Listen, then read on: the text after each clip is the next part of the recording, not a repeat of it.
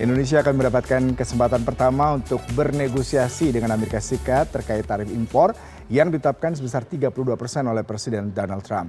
Harapannya keputusan tarif yang ditunda 90 hari oleh Presiden Trump ini bisa turun.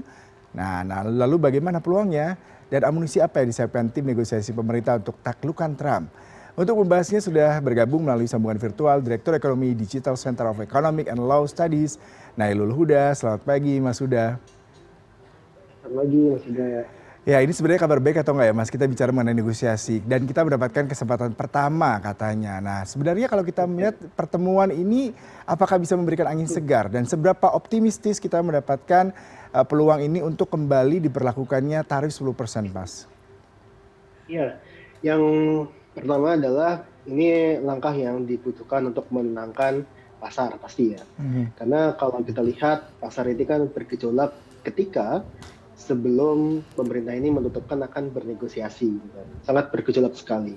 Tapi ketika menyatakan bahwa kita akan bernegosiasi, ini nama ya kalau bisa kita bilang akan menimbulkan ketenangan bagi Mhm. pasar yang menurut saya pribadi ini adalah tujuan utamanya.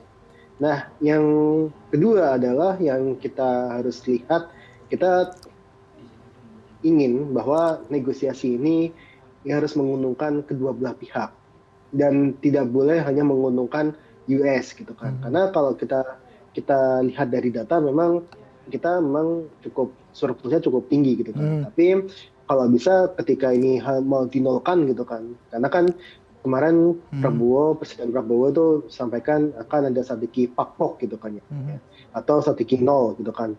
Bahwa tidak ada surplus bagi perdagangan kita, tidak ada defisit bagi Amerika gitu kan. Nah, ini yang kita lihat harus ada amunisi yang kuat gitu kan. Untuk apa? Untuk bernegosiasi apa yang kita bawa, komoditas apa yang kita tawarkan, Mhm. apa yang kita mau tawarkan dan kita beli dari Amerika untuk bisa menyeimbangkan neraca dagang dari Indonesia US. Mhm. Mas Huda, kalau saya sedikit membacakan catatan surplus perdagangan Indonesia Amerika di 2024 itu 14,34 miliar dolar Amerika Serikat. Ya, Dan kita harusnya bernegosiasi dan berkalkulasi juga ya Mas Huda. Jangan sampai kita hanya mengikuti negosiasi untuk menguntungkan pihak Amerika Serikat, tapi di sisi lain ekspor barang kita ke Amerika Serikat cukup banyak dan memberikan kontribusi terhadap industri padat karya.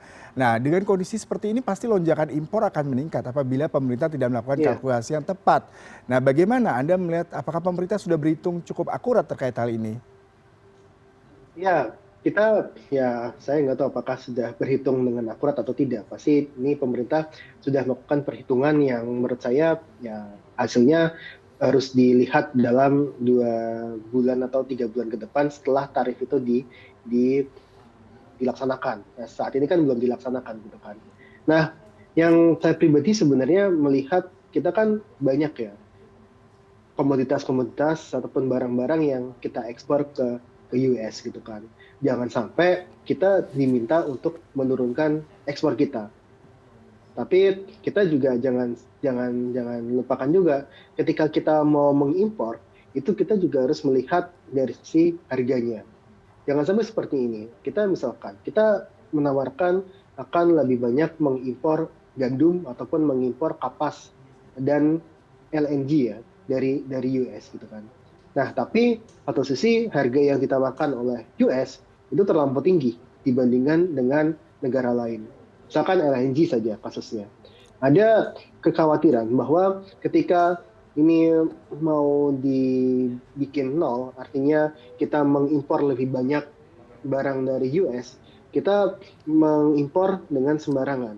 Kita mengimpor LNG dari US lebih banyak tanpa melihat harga yang ditawarkan oleh US dibandingkan dengan harga dari negara lain. Yang terjadi adalah kita akan rugi. Mhm. Rugi dalam hal apa?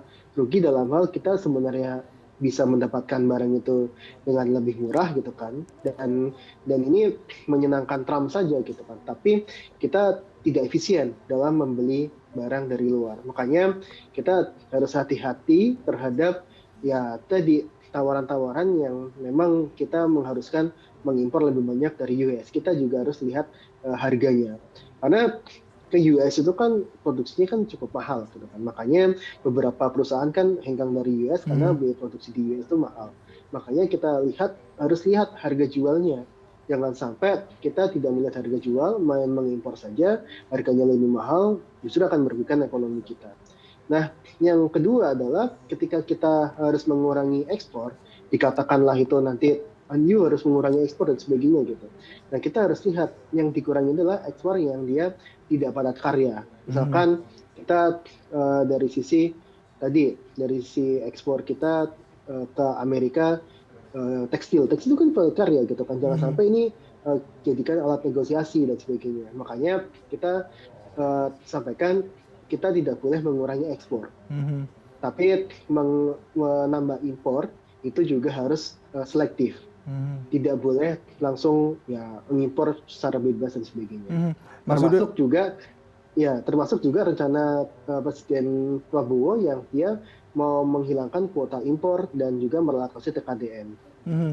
Mas Uda yang menarik adalah kalau kita bicara pemerintah sendiri akan menambah nih ya kalau Hmm, tadi senilai 18 hingga 19 miliar dolar untuk impor ke Amerika Serikat. Nah, sebenarnya iya, critical point-nya apa nih kalau kita negosiasinya terkesan malah kita merunduk dan kita justru menaikkan impor ke Amerika sementara kita tidak ada bargain position yang secara strengthness tidak bisa menjadi selling point bagi kita untuk membuat kita bisa kuat di sini. iya. Yang pertama adalah dampak ke surplus perdagangan pasti akan negatif ya. Bahwa surplus perdagangan kita yang selama ini memang ditopang surplus perdagangan ke US itu akan berkurang.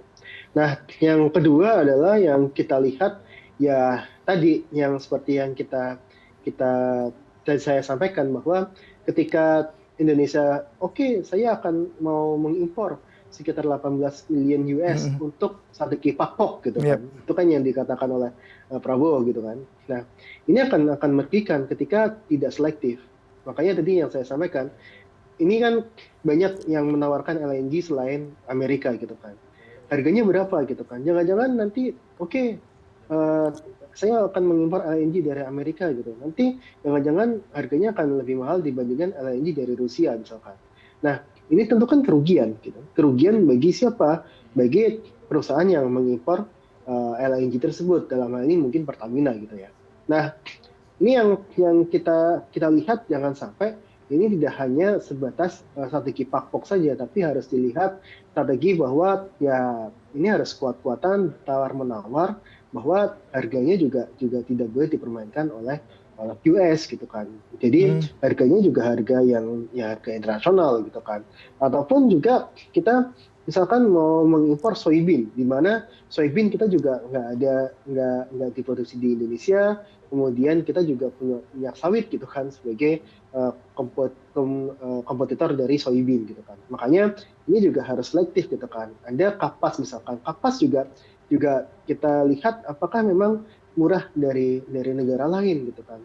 Kita tidak boleh langsung saja menyetujui, oke, saya akan mengimpor A, B, C, dan D dengan tarif sekian gitu kan. Nah ini yang tidak boleh dilakukan karena bisa jadi harganya akan lebih murah. Kita tidak boleh mendistorsi pasar sebenarnya. Ini kan Mhm. satu cara Amerika untuk mendistorsi pasar gitu kan bahwa ya Anda kalau mau terbebas dari tarif saya harus mengimpor barang dari Amerika dengan harga sekian gitu kan itu sangat-sangat mendistorsi pasar yang memang sudah terbentuk gitu. Nah ini yang kita harapkan itu juga perlu diperkuat oleh tim Pak Erlangga dan kawan-kawan. Mhm. Kalau Anda tadi katakan sepertinya Amerika Serikat memang punya maksud untuk meningkatkan impor mereka yang defisit ke Indonesia, kemudian tadi ada distorsi terhadap market produk Amerika. Tapi yang menarik adalah kalau kita bicara pemerintah sendiri mengatakan negosiasi ini tidak hanya sekedar masalah tarif, tapi juga kemungkinan ada membuka peluang bisnis lain dengan Amerika Serikat. Tadi Anda katakan mungkin negosiasi terkait dengan komoditi-komoditi yang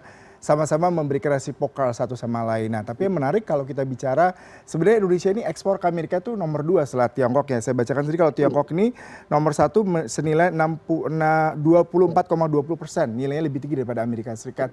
Nah, kenapa kita tidak berusaha untuk melihat bahwasanya pasar Amerika Serikat ini bukan menjadi salah satu domain terbesar, tapi kita juga mencari peluang lain sehingga kita tidak tergantung dan negosiasi ini bisa menjadi sebuah win-win solution buat kita juga. Bagaimana Anda melihat hal ini? Ya, tentu perdagangan ini kan bukan hanya soal soal angka di situ ya, di atas kertas gitu kan, bahwa 10%, kemudian ini tadi Tiongkok kan nomor satu gitu kan, nomor dua US, nomor tiga ada apa lagi Jepang, Uni Eropa, Singapura dan sebagainya. Tapi ini juga terkait dengan hubungan bilateral antar negara gitu kan. Jadi memang ini tidak boleh dikotakan ini sebatas bisnis, tapi juga harus ada sisi politikalnya. Nah, yang kedua adalah kita juga sudah sering sampaikan bahwa harus ada diversifikasi ekspor gitu. Misalkan kita membuka dengan pangsa pasar baru, tapi tentu ini tidak mudah dan memerlukan waktu yang tidak singkat gitu kan. Perlu penelitian yang panjang, bagaimana pasarnya seperti apa gitu kan. Sedangkan kalau kita lihat tekstil saja kan ini kita banyak mengekspor ke Amerika untuk barang-barang yang memang sudah dipesan oleh perusahaan Amerika gitu kan. Misalkan perusahaan alas kaki gitu kan. Alas kaki di Indonesia produksinya kemudian dikirim ke Amerika gitu kan. Nanti Amerika dipasarkan di sana ataupun diekspor kembali oleh Amerika. Nah, ini kan sudah ada hubungan supply chain ya, global supply chain gitu kan.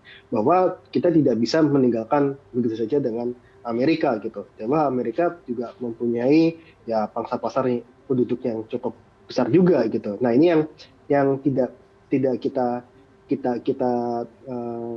nafikan bahwa ya ini Amerika mau nggak mau memang juga harus menjadi salah satu ya, global supply chain yang cukup besar selain Tiongkok tentunya. Nah, maka ya, saya pribadi sebenarnya ya membuka alternatif baru itu dengan cara apa? Dengan cara ya tadi melihat pangsa pasarnya seperti apa, permintaannya seperti apa. Apakah memang sesuai dengan permintaan dengan barang yang kita buat gitu kan. Nah, ini kan belum tentu cocok nih. Nah, makanya saya bilang ya US dengan segala ya tadi walaupun nomor dua dari setelah Tiongkok itu juga mempunyai andil yang cukup besar juga, termasuk dalam bidang investasi dan sebagainya. Kita kan banyak juga kan untuk perusahaan-perusahaan teknologi yang memang juga diinvestasi sama perusahaan-perusahaan teknologi dari US gitu. Nah, makanya ini saya pribadi tidak melihat hanya sekitar perdagangan saja, tapi lebih dari itu. Mas Yuda, Investasi, politik dan sebagainya. ya, ini terakhir kalau kita bicara ketakutan kita adalah industri padat karya yang pasti terdampak. Salah satunya adalah tekstil. Menyerap 3,93 juta warga yang bekerja di industri ini dan terdampak apabila hubungan perdagangan Indonesia-Amerika mengalami kenaikan tarif resiprokal. Berarti tidak ada win-win solution di mana kalau kita lihat kita butuh. Kemudian tadi Anda katakan bahwasanya tidak mudah juga melakukan penetrasi, diversifikasi, ekspor ke negara lain. Nah, bagaimana sebenarnya win-win solution yang enak terutama kalau kita bicara mengenai industri padat karya, tekstil, kemudian furniture, alas kaki yang merupakan salah satu main produk yang dijual ke Amerika Serikat sehingga kita juga bisa mendapatkan benefit dari kondisi ini, Mas. Ya, karena juga machinery equipment dan sebagainya itu juga salah satu yang cukup banyak industri padat karya di Indonesia. Nah, yang pertama seperti ini, Mas. Kita tentu berharap banyak pada negosiasi. Proses negosiasi ini kita harap akan smooth dan sebagainya karena tampaknya nggak main-main nih. Kita hitung untuk tenaga kerja di tekstil saja ketika itu diberlakukan tarif 32%, ini bisa mengurangi sekitar 191.000 tenaga kerja di industri tekstil karena ada penurunan permintaan dan sebagainya. Nah, yang kedua yang kita harapkan adalah pengembangan industri dalam negeri. Nah, misalkan seperti ini, kita kan banyak mengekspor dari alas kaki dan sebagainya untuk menjadi bahan baku di Amerika sana. Kemudian Amerika nanti akan dijual lagi gitu kan. Nah, kita berharap ada industri dalam negeri yang mampu menyerap ya tadi kelebihan pasokan dari supply kita ke US gitu. Nah, kita berharap ada industri dalam negeri kita siap gitu kan. Kita harap industri dalam negeri kita lebih bisa menyerap ya tadi barang-barang yang dari tekstil dan produk tekstil yang dia memproduksi alas kaki, baju dan sebagainya, aparel dan sebagainya, yang itu bisa dijual ke pasar dalam negeri kita. Karena pasar dalam negeri kita juga cukup besar gitu kan. Yang kita harapkan adalah ya investasi di Indonesia itu lebih dipermudah, nggak banyak premanisme gitu kan, premanisme dikurangi dan sebagainya, mempermudah investasi. Kemudian kita juga berharap adanya inovasi yang bisa memperkuat dari permintaan ya tadi eh, barang-barang machinery seperti bahan-bahan untuk semiconductor dan sebagainya yang itu bisa diproduksi dalam negeri kita, sehingga ini bisa menimbulkan ya market demand di dalam negeri kita semakin kuat, sehingga kita tidak selalu ketergantungan kepada